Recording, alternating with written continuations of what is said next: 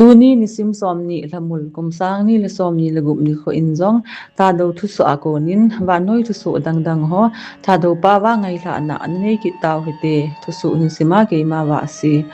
koi te bangkar be anglong le di ma ha saw le kimvel sunga Thadou cha te class 9 na pat master degree simlai ho nursing engineering doctor simlai ho le PhD boljing ho government langa pat scholarship nyau cha hejong le scholarship application ki bolnom ho dingin man be pe na ki thopin hong ki gongin hi karbe anglong lang number +919854244720 dima hasaw lang contact number +919101107055 Zani ni lam 7:30 PM Velin Churuchanpur Police Station SP Control Room a konti na dungjuin KSOB in Sobipa Searcher ki pi namun Maratha Hali Bangalore ni kidel du ngalin hi so pipa hi room le kiloi pi samin special khan in room wicket a ball hanjova lam ki ma po do ka chilelo property trolley case mobile phone abona na jam mang pi hitai so pipa jong su ding hellowa ni thum lang pi street pam lama nungin anai vela restaurants ana tongkain trigger local mi khan hin na to kha in ama to na restaurant chunne ding apin an ki chol se Churuchanpur district police station na school pe in hi so pipa chol nga ding ekigon pi in bana na to an ding ki vel sui pe in hi safety advisory loile gol ki hijong la CTI pau I ho ki ba pilo la hi lunglim ge cha ko sa ngai hi min phet ka la ba jong boina sang ta ki to kha the in hi ji hin hi tabang din mun na ganglama police station be a ki report the din ki gongo hi te Nagle namun chim je in mi zat ham khanin thi na to in hi go tanglawa azu je in zani chun Nagaland mun ju nga mun achim hin hi cha chun mi ge langin thi na to in chula somni lang ki tong khe ni zat ham jong asu se in hi China chongging khupi amun kai na sata amin mi ge nin thina to in mi som thumdeli asu ne ki helobin na omme ni som ni le khat bel asu se dan ki se hu do an na tong hon zom jing lai hi achi sa Friday ni kho a chu jing khwa ama sab je ma ping sui kang thrui a tlang ana chomin song le kai na sata an la in chen na in som na su se in hi Spain 10 case price dangka $50 million kisan tabe $50 million to iho India suma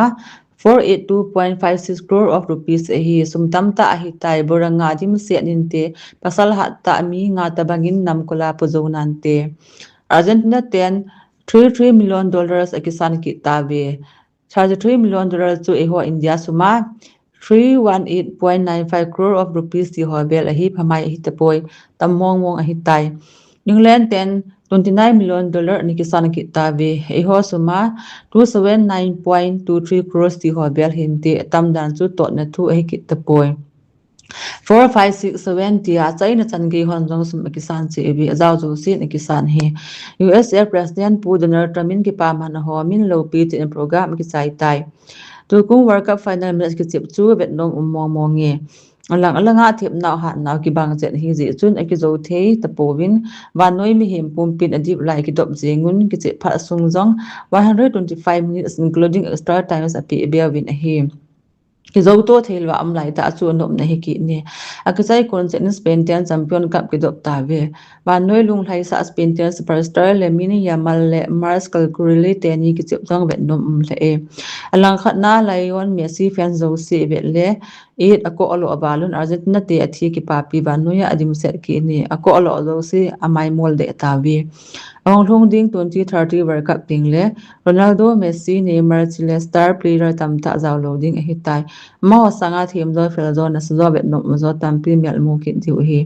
2030 World Cup lin masanga hin khomolem zo tamta am kin ding hi mi hem te hin khu che dan live journey tu te bang chu a hi Eho Manipur aku kite je in mundanga amso pi ho jong mi tian noisi pantabe lamkai ho hangsan ta ipanuba idiman USAUT imu lo po ule che na Manipur bo hi poi che na munjo sa mi noisi chandingu hitai Manipur Popular Government gasim do MLM Minister hole phungthi noi so ho again the iti now jo si ba su extension MLM Minister post del do pi ho bin la I ho ibek hin hu zo po bin May tay ten tha chai ding a thi wal me ho su wa ko tam ta ho in izan hal la utam may tay te to chang khom the khit po be iti wa se del ozong e aso ki no ngan the thi naw zo si kian mo sa ki zu do thelam kai ho in idel lu ngam ba I hal la ngam lo ule again the ding mo mong athi thi thei mong nam mi te hi ve mi pi te jong thi ding ki cha je win ipong chan khom pi MLS so lam kai hi ji ham lam kai ho again the thi naw het pha lawa ki zo do jong le ima ki se ngam lo ima ki bol ngam lo chu chi tabang nam mi te chu lam kai ho bin be belin again the thi naw zo se ki zo do jong le akilom mo poi hi chan chu hi tun hla ai thu so ngai zo mu mun pi na tha do thu so ngai zo se ne bon cha bin mang pha